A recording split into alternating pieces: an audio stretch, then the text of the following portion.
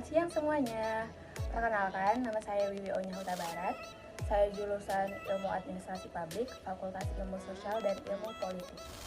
Di video ini saya akan menjelaskan tentang model-model pengambilan keputusan. Video ini saya buat untuk memenuhi tugas yang diberikan oleh dosen saya, Ibu Mimin Sundari Nasution. Pengambilan keputusan merupakan kesimpulan terbaik yang diperoleh setelah mengevaluasi berbagai alternatif. Dalam pengambilan keputusan terdapat model-model pengambilan keputusan. Pentingnya model dalam suatu pengambilan keputusan yaitu untuk mengetahui apakah hubungan yang bersifat tunggal dari unsur-unsur itu ada relevansinya terhadap masalah yang akan dipecahkan dan diselesaikan itu. Ada model dan teknik pengambilan keputusan. Yang pertama, ada model optimasi. Yang kedua, ada model stasific. Yang ketiga ada model scanning, dan yang keempat ada model heuristik. Itu model optimasi. Pada model optimasi, sasaran yang ingin dicapai dengan model optimasi adalah bahwa dengan mempertimbangkan keterbatasan yang ada, organisasi memperoleh hasil yang terbaik yang paling mungkin dicapai. Dalam model optimasi, yang pertama, lakukan kebutuhan akan suatu keputusan. Yang kedua, menentukan kriteria yang diputuskan. Yang ketiga, menentukan kriteria yang berbobot. Yang keempat, mengembangkan alternatif. Yang kelima, menilai beberapa alternatif. Dan yang keenam, memilih alternatif. Dalam model optimasi terdapat kelebihan dan kekurangan. Untuk kelebihan optimasi, yang pertama, dapat memfokuskan diri pada pengumpulan data dan kriteria yang telah ditetapkan. Yang kedua, dapat mengurangi subjektivitas, yaitu mengambil keputusan berdasarkan opini seseorang. Untuk yang ketiga, efisien, karena berdasarkan pemilihan alternatif yang tertentu. Untuk kekurangan optimasi, yang pertama, diasumsikan atau dianggap bahwa ada pengetahuan yang telah dihasilkan. Yang kedua, model optimasi ini tidak dinamis, harus mengikuti langkah-langkah yang terkait. Yang ketiga, dimunculkan sebagai objektif, namun pengambilan keputusan oleh siapapun membutuhkan justifikasi pribadi atau tidak bebas nilai. Model pengambilan keputusan yang kedua yaitu model satisficing, yang berarti pengambilan keputusan memilih alternatif solusi pertama yang memenuhi kriteria keputusan minimal, dengan tidak berusaha untuk mengejar seluruh alternatif untuk mengidentifikasi solusi tunggal. Pada model satisficing terdapat dua keyakinan.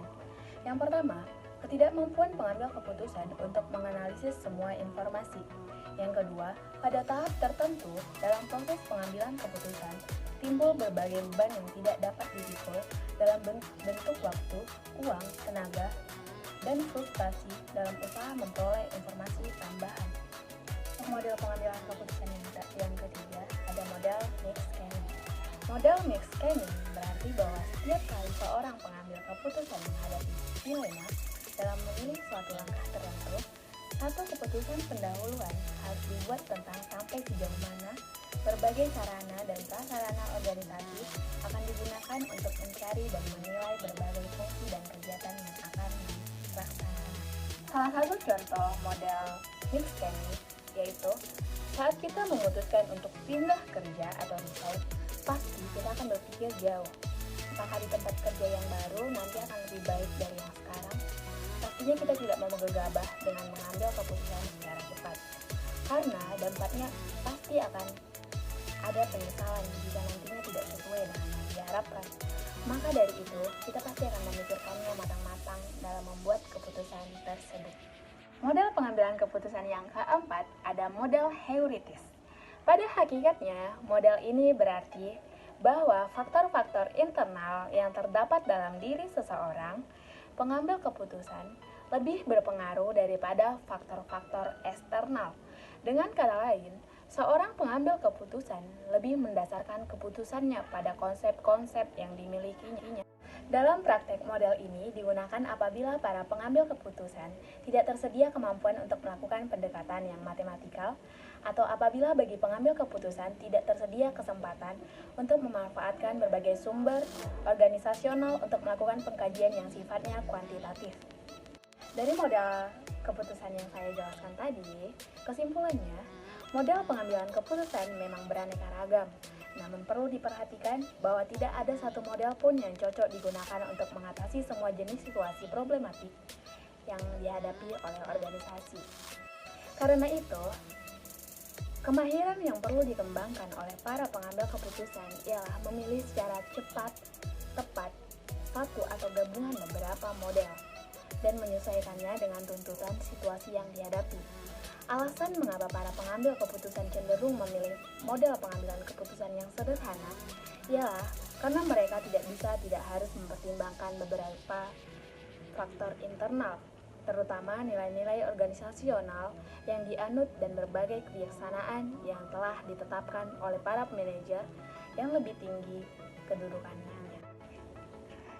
Demikian hasil penjelasan saya. Kiranya video ini dapat membantu teman-teman semua dan menambah wawasan teman-teman semua.